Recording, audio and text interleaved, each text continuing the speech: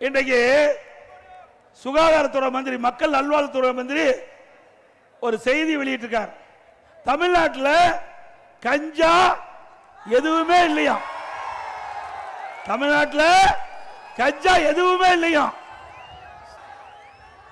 மக்கள் நல்வாழ்வுத்துறை அமைச்சர் அவர்களே, உங்களுக்கு தெரிஞ்சு பேசுறீங்களோ தெரியாத பேசுறீங்களோ எங்களுக்கு தெரியல. மக்களுக்கு ஒன்னும் தெரியாது நினைக்கிறீங்க. இங்க இருக்கின்ற இளைஞர்கள் அத்தனை பேருக்கு தெரியும். இன்னைக்கு விஞ்ஞான உலகம் நான் பேச பேச லைவ்ல போயிட்டு இருக்குது. நம்முடைய நண்பர் அதை செல்போன்ல பிடித்து அவருடைய நண்பருக்கு பகிர்கிறார். இப்படிப்பட்ட விஞ்ஞான உலகத்தில் உங்களுடைய பொய் எடுபடாது. சுப்பிரமணியம் அவர்களே, உங்களுடைய பொய் எடுபடாது. நேற்றைய தினம் ஒரு நிகழ்ச்சி, சென்னையிலிருந்து திருத்தணிக்கு ரயில் மூலம் வடமாநில தொழிலாளர் செல்றார்.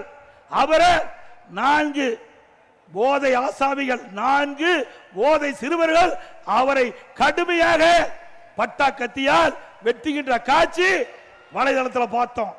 நேற்றைக்கு நடந்த செய்தி. இன்றைக்கு இப்படி ஒரு செய்தியை வெளியிட்டிருக்கிறார் மா சுப்பிரமணியம் அவர்கள். மக்கள் நல்வாழ்வுத்துறை அமைச்சருக்கு அவருடைய கவனத்திற்கு கொண்டு வரேன். இதே செய்தியே உங்களுடைய முதலமைச்சர் ஸ்டாலின் அவர்கள் காவல்துறை மானிய கோரிக்கையில 2022ஆம் ஆண்டு நான் என்று கருதுகிறேன்.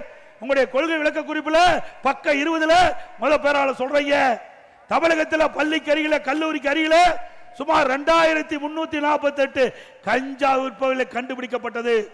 கைது செஞ்சவங்க 148 பேர். மற்றவங்க எங்க? எல்லாம் திமுக காரன். இப்படி எங்க போய் கஞ்சா விற்பனை தடுக்க முடியும்? நான் கேள்வி கேட்டேன். இந்த கொள்கை விளக்க குறிப்பை முதலமைச்சர் தானே தாக்கல் பண்ணீங்க?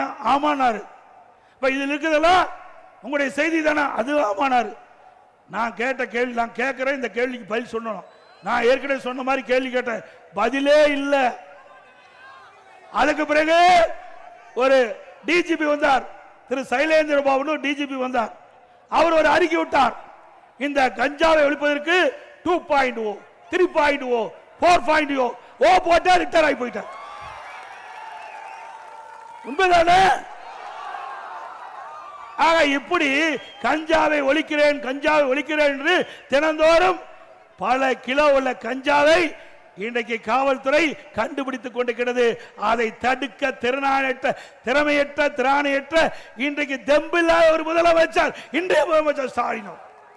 உங்களால கட்டுப்படுத்த முடியுதா? இந்த கஞ்சா போதை ஆசாமிகளால, கஞ்சா போதை ஆசாமிகளால கொலை, கொள்ளை, திருட்டு, வழிப்பறிவு, பாலியல் கொடுமை நடக்காத நாளே இல்லை. நீங்க பாத்தீங்கன்னா இன்னைக்கு அண்ணா திமுக ஆட்சியில் பாத்தீங்கன்னா தொலைக்காட்சியில் அறிவிப்பாங்க, தங்க என்ன விலை, வெள்ளி என்ன நிலவரம் அறிவிப்பாங்க. இப்ப கொலை நிலவரம் என்ன, அதுதான் டிவியில வருது. இப்படிப்பட்ட வெக்கங்கெட்ட ஆட்சி திமுக ஆட்சி.